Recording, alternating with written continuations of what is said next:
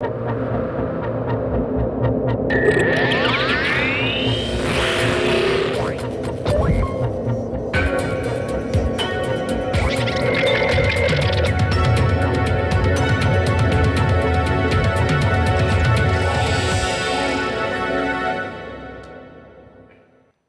boa tarde, seja bem-vindo a mais uma Assembleia Geral.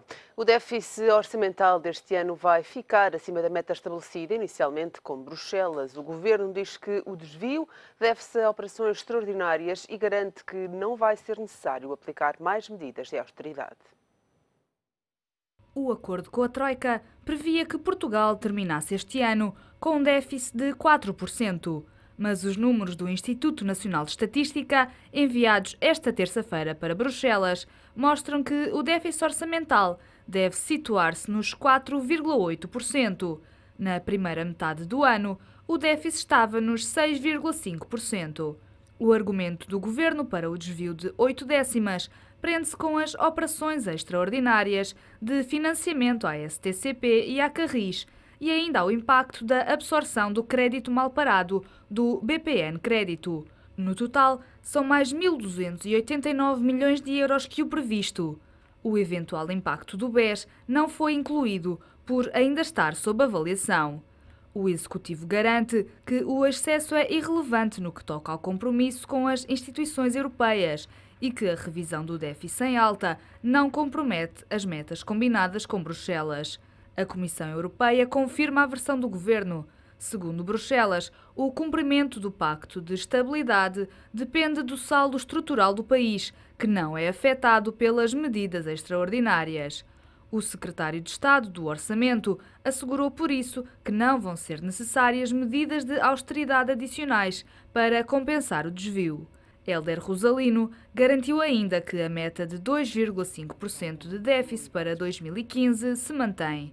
O secretário de Estado esclareceu que as previsões do próximo ano já têm em conta a alteração das regras da contabilidade europeia por causa da entrada em vigor do Sistema Europeu de Contas 2010. Já a estimativa da dívida pública para este ano foi revista em baixa face às previsões inscritas no Orçamento Retificativo publicado em agosto. O Executivo estima que a dívida deve atingir os 127,8% do PIB, abaixo dos 130,9% previstos inicialmente.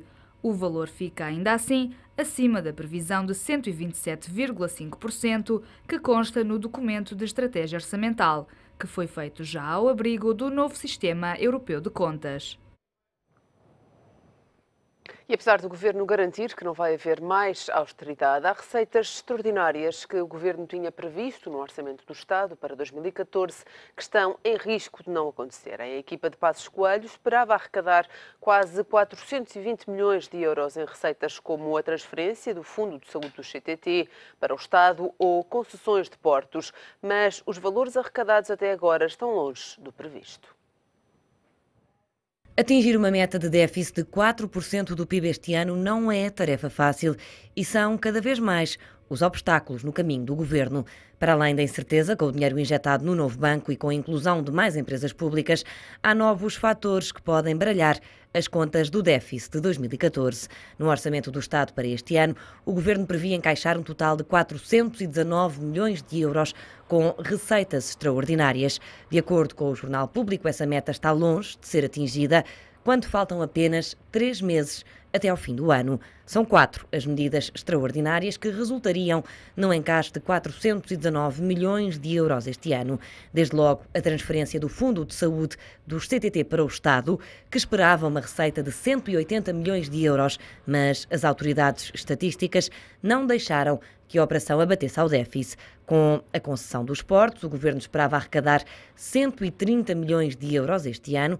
Acontece que até agora apenas o terminal de cruzeiros de Santa Apolónia foi aberto a privados. Também a concessão da Silopor, empresa de armazenagem e descarga de cereais, está parada. A empresa que ganhou a concessão dos terminais portuários da Trafaria, Beato e Armazéns de Valfigueira pagou 300 mil euros no início do processo e em fevereiro deste ano teria de avançar com mais 1,7 milhões de euros para o Porto de Lisboa, algo que acabou por não acontecer com a empresa a alegar alterações das condições económicas perante os tribunais.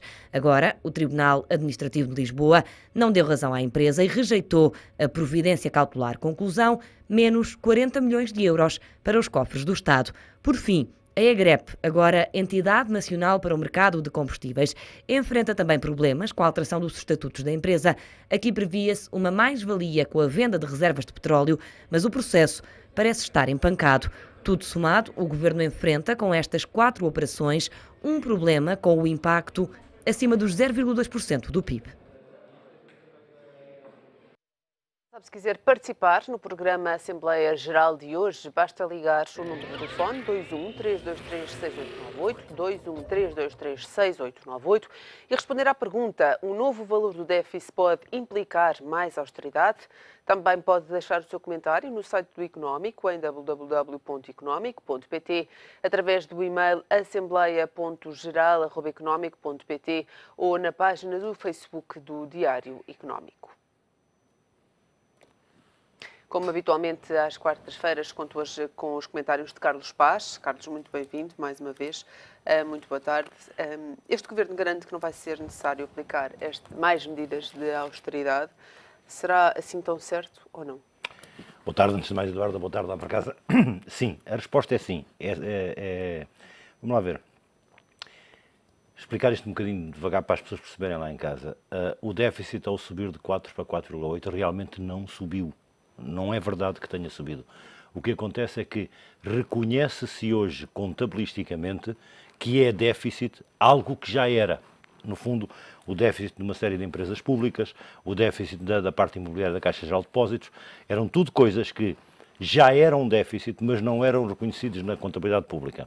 E, portanto, com a correção deste movimento, o que acontece é que o déficit sobe de 4 para 4,8, mas de facto não sobe.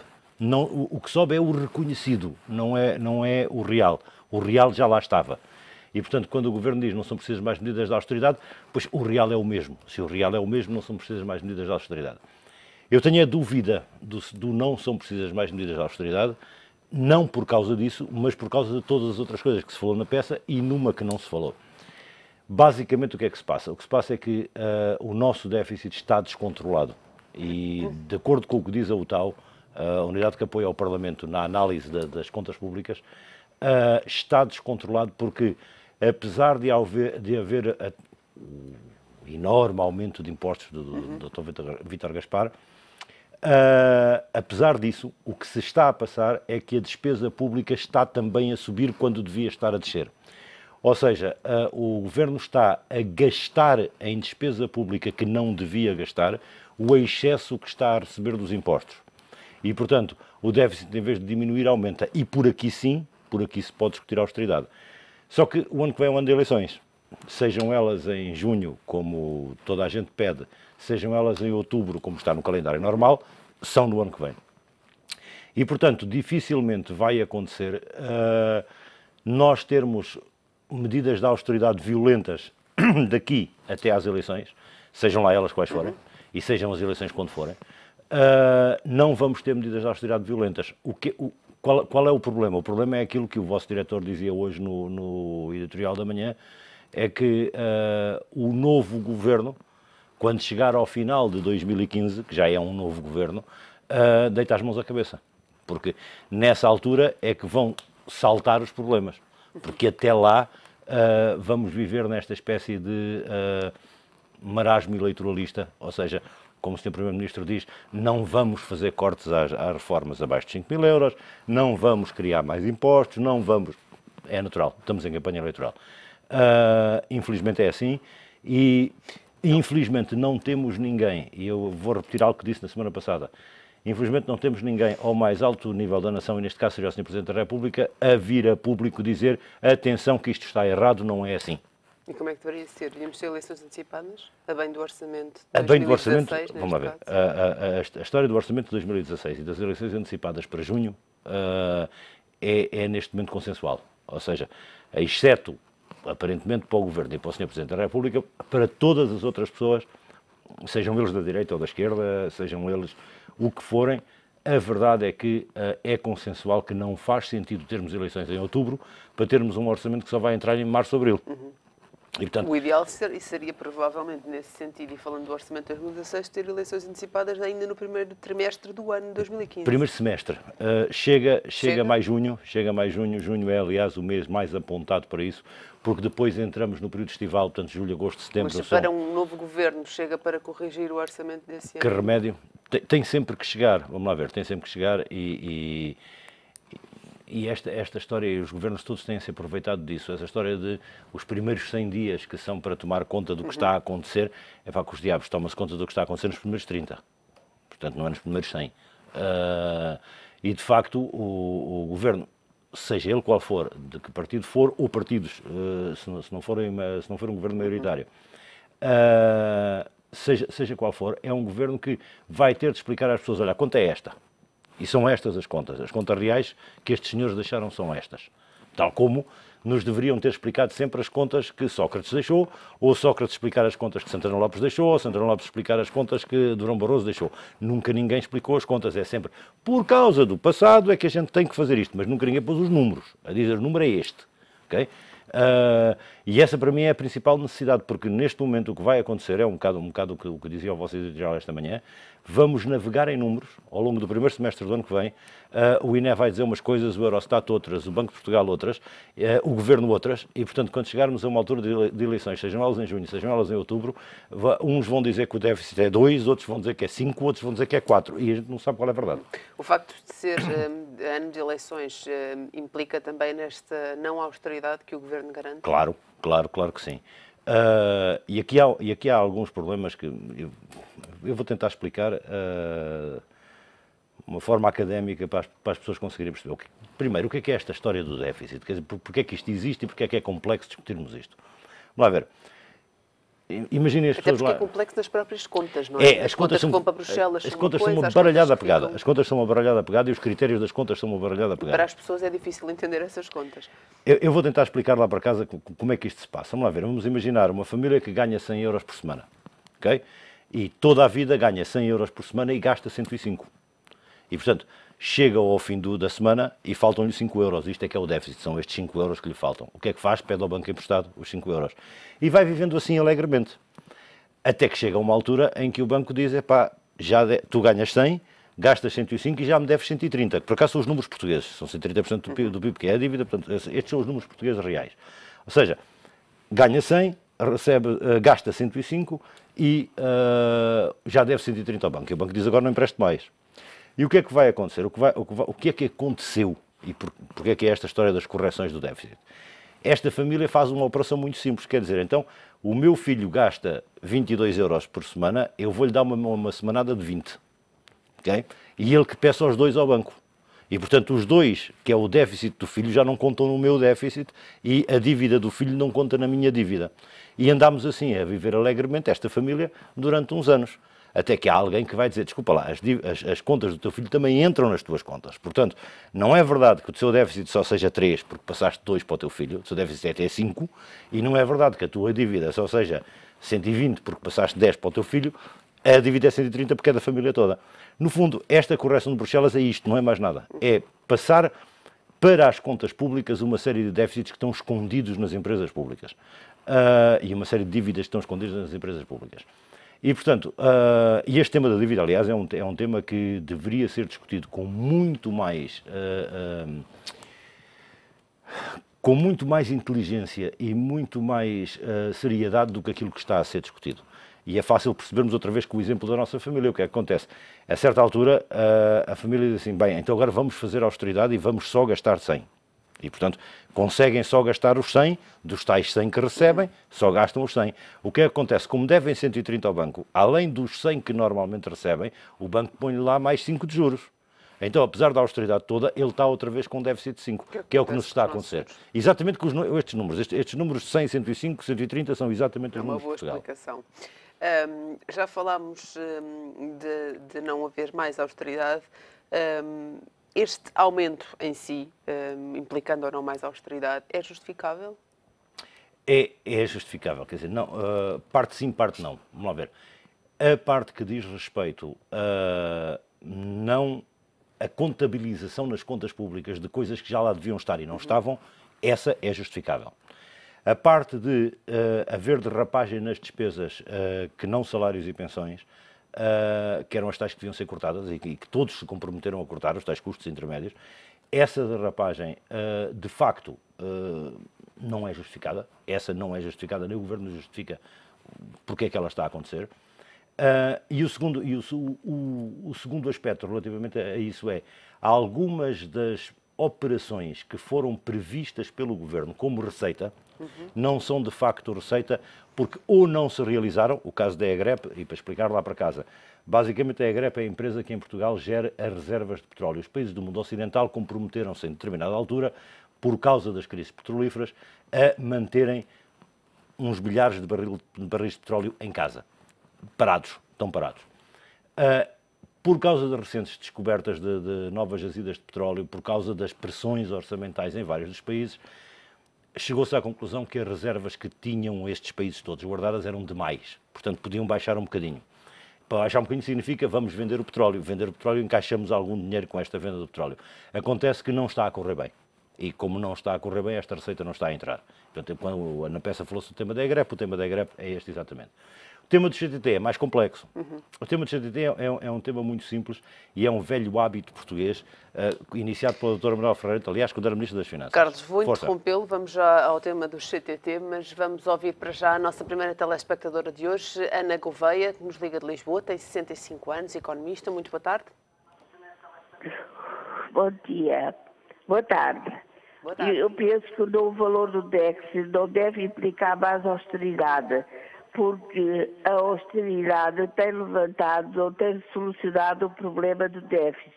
A austeridade só tem diminuído a economia e, portanto, diminuído os impostos e portanto, o déficit não baixa. Eu acho que deve-se fazer uma nova política económica de desenvolvimento e não mais austeridade, porque mais austeridade é fatal para nós, para a nossa economia. Boa tarde. Muito boa tarde, muito obrigada pela sua opinião. Carlos, aproveito para deixar o comentário este telefonema e continuarmos no tema que estávamos. No tema que estávamos do CTT. Ok, o tema do CTT eu explico muito rapidamente, até porque vale a pena revisitarmos este telefonema, porque este tema que a doutora Ana Gouveia lançou é muito importante. Mas eu estava a explicar, para as pessoas perceberem lá em casa, este tema do CTT é um tema que foi iniciado pela doutora Manuela Ferreira Leite quando foi Ministra das Finanças, do tempo do governo de Durão Barroso. E basicamente qual é que era a ideia aqui? Ela fez isto com a parte dos fundos de pensões.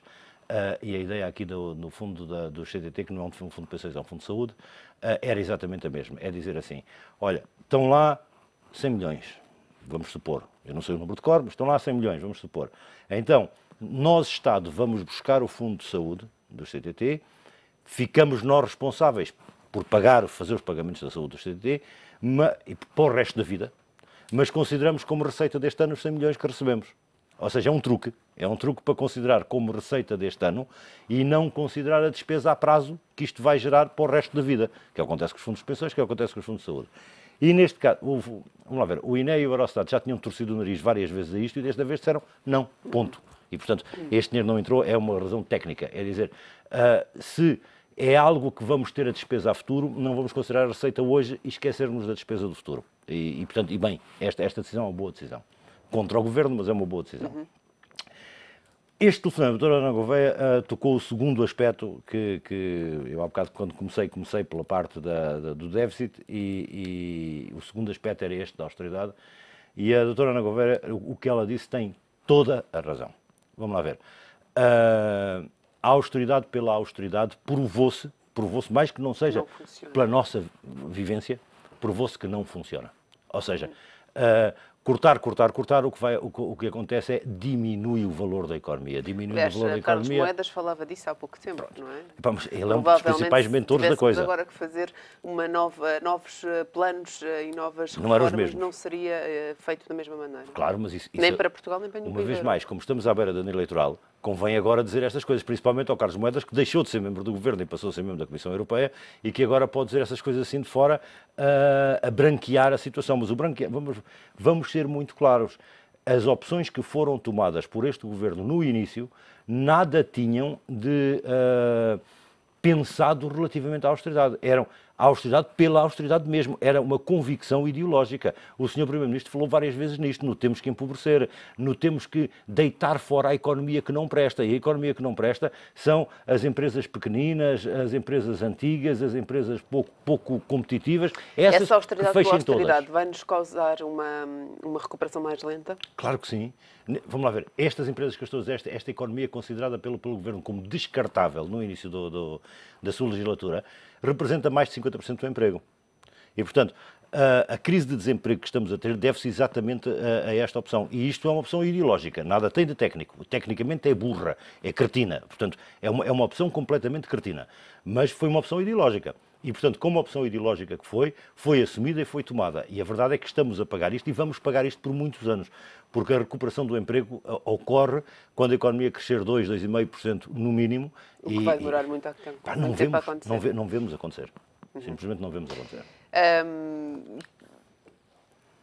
O argumento do Governo, ainda assim, para este desvio de 8 décimas, prende-se com as operações extraordinárias de financiamento à STCP e à Carris e ainda ao impacto da absorção do crédito mal parado do BPN. É uma boa justificação do Governo? Não. Ou é apenas uma justificação? É uma justificação. É uma justificação, como eu dizia, quer dizer, eram coisas que já existiam. Eram dívidas que já existiam, eram déficits que já existiam. E, portanto, não são estas operações que fazem aumentar tecnicamente porque têm que ser incluídas. E no passado não tinham.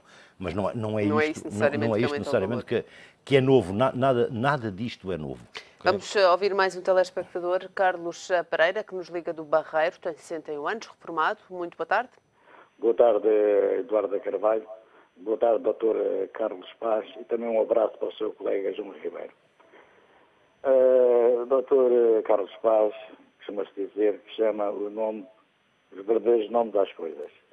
E eu hoje estou muito admirado, de facto, pela sua explicação que está a dar à população em quem está a ver o Económico TV. O meu muito obrigado pela sua explicação e não anda aí com trocadilhos como muitos políticos e muitos comentadores fazem na televisão. Eu só queria fazer uma pergunta e se poderá responder, eu gostaria que me respondesse. Não sei se sabe, eu moro no Barreiro. Durante muitos anos, o Barreiro foi uma terra de trabalhadores. Tínhamos a CUF na altura, onde despejava sistematicamente gases ácidos, uma série de coisas. Vivemos, infelizmente, com esta situação. Portanto, depois de passados uns anos, acabou-se com essa situação. E então começou a haver no rio, que é o Rio Tejo, começou a haver já ostra, já enguias, já linguados, já anejo, uma série de coisas que não havia antigamente. O que é que acontece agora, e é bom se falar nisto e não cairmos no esquecimento.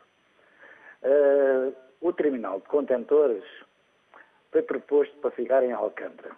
Alcântara, que é Lisboa, de outra margem. Não quiseram. Tentaram colocar na Trafaria, que é na margem sul, mas do lado oposto, onde é que eu moro, Barreiro. A Trafaria fizeram manifestações e petições e para aí uma série de coisas e não aceitaram os contentores na Trafaria. Agora, o que é que acontece?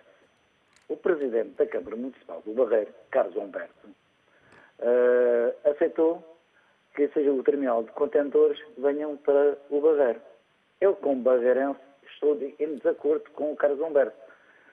Eu conheço o Carlos Humberto, trato como tu para aqui, tu para lá, porque somos da mesma idade e fomos criados quase um ao pé do outro. Mas eu não posso estar de acordo quando um presidente da Câmara Municipal do Barreiro toma esta atitude. Eu não posso estar de acordo com isto. E é assim, o Barreiro já é uma terra que tem sofrido ao longo dos anos. O terminal vem para cá, certeza absoluta. E quem é que vai pegar nesse terminal de contentores no Barreiro? Vão ser os chineses. Isto está nas mãos dos chineses. E estamos cá, pois, para ver mais tarde. A Eduarda há de um dia pôr esse tema em discussão, porque isto vai ser muito falado na comunicação social.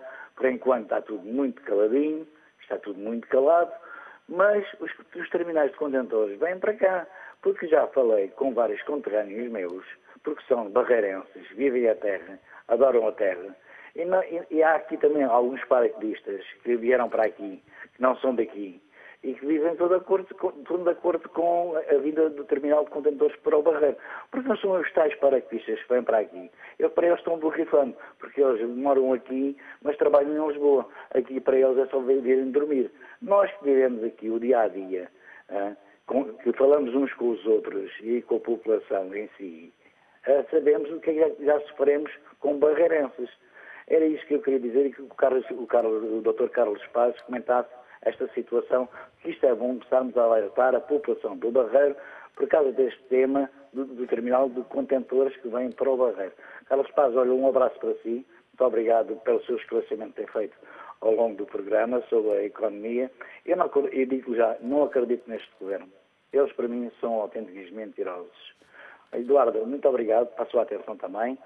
Um obrigado também para o Dr. Carlos Paz e até uma próxima quarta-feira, que eu gosto muito e tiro um bocadinho do meu tempo para ver o económico e ouvir o Dr. Carlos Paz a dar as explicações quando há os tais debates, e hoje que este é sobre a austeridade. Eu adoro muito e gosto muito de ouvir o Dr. Carlos Paz. Muito obrigada pela sua participação. Carlos Paz, quer comentar? Bem, dois comentários. O primeiro, uma resposta muito rápida à questão, e um segundo, algo que tem a ver com a base da questão. Vamos lá ver. Uma resposta muito rápida à questão: o terminal de contentores na margem sul do Tejo é um disparate. Comecemos por aí. Quer seja na Trafaria, quer seja na Trafaria, seja no Barreiro, seja onde for. E a resposta a razão é muito simples. Vamos lá ver. Portugal tem 4 grandes centros de consumo, que é o Algarve, a margem norte de Lisboa, Porto e Braga, o conjunto Braga e Guimarães. Todas estas, exceto o Algarve, são na margem norte do Tejo. E, portanto, fazer um terminal na margem sul, terminal de contentores na margem sul do Tejo, significa, as contas são muito fáceis de fazer, significa na ponte 25 de Abril um caminhão por minuto a mais em cada um dos sentidos. Porque as cargas vão ter de lá chegar e vão ter de sair de lá. E, portanto, é um completo disparate. Faria mais sentido a norte de Na margem norte, claro que sim. Claro que sim, na margem norte ou a norte de Lisboa. E, particularmente, se vamos para Sul, então temos o Porto de Sines, vamos potenciar o Porto de Sines, que é um dos melhores portos da Europa. E, portanto, este tema portos é um tema que é um disparate, é um verdadeiro disparate. Esta história do trambolho da Trafaria não serve a mais ninguém que não seja as construtoras civis que estão a financiar os partidos políticos. E é melhor dizer isto de caras e precisamos de caras. Todos, de todas as cores. Então atenção. Não podemos confiar nos estudos que foram feitos? Não podemos confiar. É a melhor escolha. Não podemos confiar nos estudos. Da mesma maneira que não podíamos confiar nos estudos dos aeroportos. Vamos lá ver. É bom a gente lembrar-se que quem lembrou a ideia de mudar o aeroporto para a margem sul foi um estudo que foi pago pela empresa que é dona das pontes. Okay? E, portanto, que seria quem ia lucrar com as portagens. Portanto, é muito importante que as pessoas percebam que os estudos não são reais. Não são mesmo reais. E passar um terminal de contentores para a margem sul do Tejo é uma barbaridade. Dito de verdade e de caras. Mas o Sr. Carlos Pereira lançou um tema que é muito mais importante do que isso, que é o Barreiro já foi, como foi o país outrora, uma zona fortemente industrializada. Má indústria na época, atenção, era indústria química e indústria naval. A indústria química é uma indústria muito poluente, era uma indústria muito poluente, hoje não é tanto, porque hoje tem formas de travar essa poluição. O que acontece é que a zona do Barreiro, tal como o resto do país todo, foi fortemente desindustrializado. Ou seja, é bom a gente lembrar-se que Portugal, antes de entrar no euro, exatamente antes de entrar no euro, alguém de Bruxelas fez umas contas bem feitas e disse assim: ok, eu não posso criar uma moeda comum a uma série de países que têm economias completamente diferentes umas das outras, nomeadamente algumas muito atrasadas, como era o caso de Portugal. Portugal e a Grécia, neste caso. E Portugal, então, criaram-se umas coisas que eram chamadas fundos estruturais, que não eram mais do que toma lá dinheiro para modernizares a tua economia e te pôres ao nível das outras. E agora vamos no fundo, o que vamos fazer é criamos uma moeda comum para economias que são semelhantes. O que é que se fez em Portugal? Vamos lá ver. Onde é que está esse dinheiro? Esse dinheiro não está em indústrias, as indústrias fecharam todas. Esse dinheiro que devia ser usado em construção de novos navios de pesca, por exemplo, foi usado para abate da frota pesqueira. Esse dinheiro que devia ser usado em novas explorações mineiras foi usado para abate de explorações mineiras. Esse dinheiro que devia ser usado para a modernização da agricultura foi usado para pagar para não produzir na agricultura. O que acontece? Os tais fundos estruturais que deveriam ter criado para o país infraestrutura, indústria e emprego, esses fundos estruturais onde é que estão? Estão em condomínios privados na Foz do Porto, estão em casas da Quinta da Marinha, estão em casas da Quinta do Lago, mas não estão na economia. Okay? Estão em contas offshore, estão nesses sítios todos, mas não estão na economia. Estão nas tecnoformas da vida. Portanto, foi para aí que esse dinheiro foi. Esse dinheiro desapareceu todo. Quer dizer, ele não desapareceu, ele foi distribuído por quem não devia ter sido distribuído. E, de facto, o país não foi infraestruturado como deve ser, o país não foi modernizado como deve ser, e hoje temos o problema económico que temos. E, portanto, este tema que o Sr. Carlos Pereira lançou do Barreiro é o melhor exemplo disso. O desemprego na margem sul não existia, e o desemprego hoje na margem sul é caótico, absolutamente caótico. Vamos para mais um telefonema. Nuxa Neves, que nos liga de Rio Maior, tem 62 anos, é enfermeira. Muito boa tarde. Boa tarde, Eduarda, e também para o senhor professor. Nós realmente estamos metidos num grande buraco, porque com tantos cortes e com tantas medidas de austeridade que nos impuseram, afinal, olha, estamos cada vez pior. Agora, e como é que nós vamos sair desta situação? É que acho que ninguém, estas pessoas que lá estão, não têm ideias nenhumas de nada, mas é que de nada. Porque nós cada vez nos estamos a afundar mais.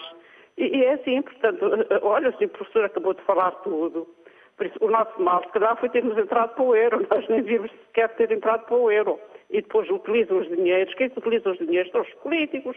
Porque não somos nós, com certeza, que vamos para lá, que andamos a fazer isto tudo, a que andar a governar isto tudo, que nos causaram este problema todo. Não é? Porque agora há tanto desemprego, as pessoas querem empregos, não têm. Portanto, estas coisas todas, que não está aí a dizer que o desemprego baixou, quer dizer, não baixou nada, as pessoas emigraram, há pessoas que estão cá que não têm emprego. Então eu tenho um amigo que é professor, coitado, tem uma miúda, a namorada dele é que trabalha, porque ele não consegue emprego em parte nenhuma. Foi trabalhar para uma fábrica de calçado na Benedita, a fábrica de calçado também deixaram foram-se abaixo. Foram-se abaixo com tantos impostos, com tanto isto, que acabaram por fechar aquilo tudo. E o rapaz não consegue emprego. Inscreveu-se no modelo, mas também não chamaram, está por causa das habilitações dele, não sei, tem o curso de magistério.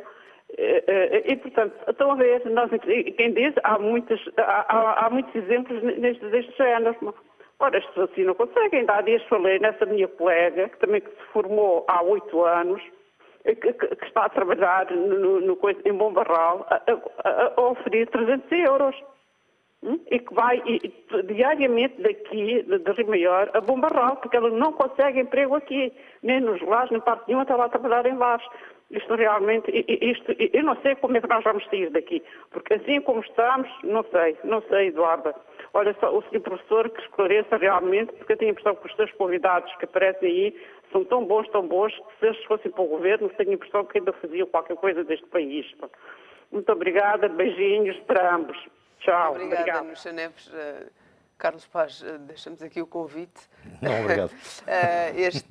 De facto, era impossível anunciar também mais austeridade, porque não era comportável para os portugueses aguentar mais austeridade. Não era comportável, até pelas razões políticas e do ciclo político. Claro.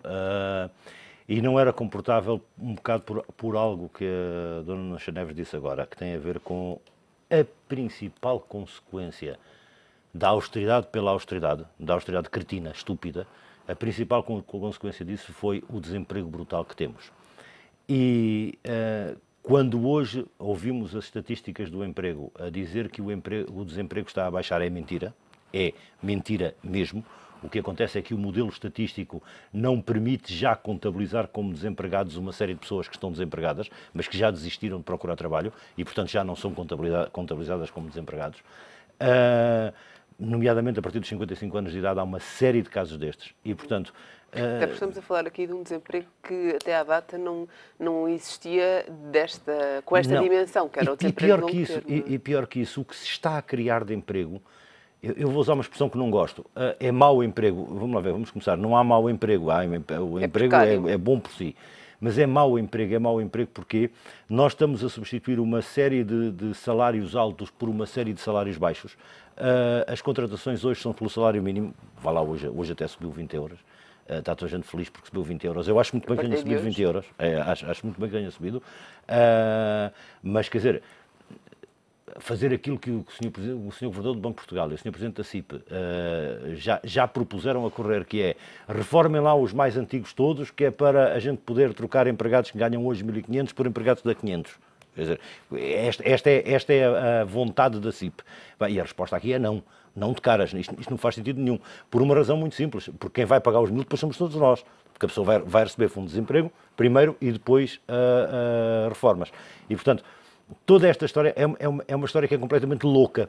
Se pensar assim, os bancos receberam dinheiro de Bruxelas para sobreviverem. Estou a pensar no BCP, estou a pensar no BPI. Okay? Nestes dois. Já não falando do Banif, que é um caso muito mais complicado. Mas estes dois receberam uma injeção de dinheiros de Bruxelas para sobreviver. E a cartilha para sobreviver, a cartilha era muito simples. Dizia, Bruxelas dizia, nós emprestamos o dinheiro, mas vocês têm que racionalizar os custos e fazer alguns milhares de despedimentos. 500 num caso, 600 no outro. 1.100 pessoas despedidas. A mim não me faz sentido nenhum, numa altura em que o desemprego é o principal problema do país, nós darmos fundos a bancos se e só se os bancos despedirem pessoas. Isto não tem lógica nenhuma. Eu deveria fazer o contrário. Olha, eu dou-vos os fundos, mas vocês garantem que não despedem ninguém. Mas foi ao contrário, foi exatamente ao contrário. Porque é esta tal ideia cretina, absolutamente cretina, de que uma parte da economia era dispensável. Podíamos descartar porque era a economia que não prestava. Essa economia gera mais de 50% do emprego. É bom a gente lembrar esse pormenor. Vamos ler agora alguns comentários que nos foram enviados por Facebook e por e-mail. Este via e-mail de Ana Marques, que diz: temo que sim, e isso não será bom para este governo. Com o meu voto já não contam. Um outro e-mail também que nos foi enviado por João Sousa e que nos diz: acho que não, se houver mais austeridade que seja no corte da despesa e não em mais impostos. Bom, parece que temos aqui duas opiniões um pouco divergentes, mas ainda assim muito em linha com aquilo que temos ouvido. Sim, e a verdade, vamos lá ver, este tema do corte da despesa, grosso modo, pensões representam, grosso modo, vou dizer números muito por alto, pensões representam cerca de 30%, pensões e reformas, representam cerca de 30% da despesa pública, salários representam 25%. E, portanto, 55% estão aqui, estão nestas duas rubricas. E a verdade é que, quando olhamos para estes números e se pensam em mais cortes, o Governo sempre pensou em cortes aonde? Nestes dois. Porque os outros dão trabalho, principalmente porque os outros implicariam que os políticos da elite política deixassem de viver como vivem, deixasse de haver 13 motoristas para um senhor, deixasse de haver 15 carros para os 13 motoristas desse mesmo senhor. Era isto que tinha que deixar de existir. E se isto tudo deixasse de existir, aí sim podiam vir pedir-nos mais austeridade, que a gente concordava todos.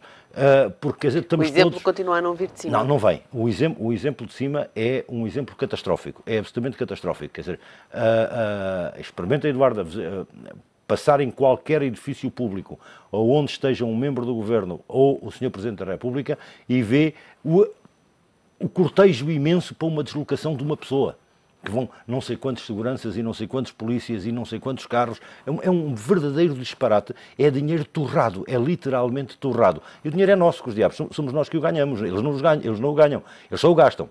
Como disse a Dona Neves, e muito bem, eles só o gastam, somos nós que o ganhamos. E eu volto a dizer algo, quer dizer, é um bocado a mesma tecla que eu repeti a semana passada, quer dizer, tem que se dar um murro na mesa. As pessoas de bem têm que dar um murro na mesa e dizer já chega, já chega, já chega desta incompetência toda, já chega desta corrupção toda, já chega deste tipo de gente cretina à frente do país. Já chega. Carlos Paz, muito obrigada pela sua participação nesta Assembleia Geral. Volto a contar consigo na próxima semana. Hoje o Assembleia Geral fica por aqui, já sabe, conto consigo amanhã à mesma hora. Conto também com os seus telefonemas e comentários. Até lá.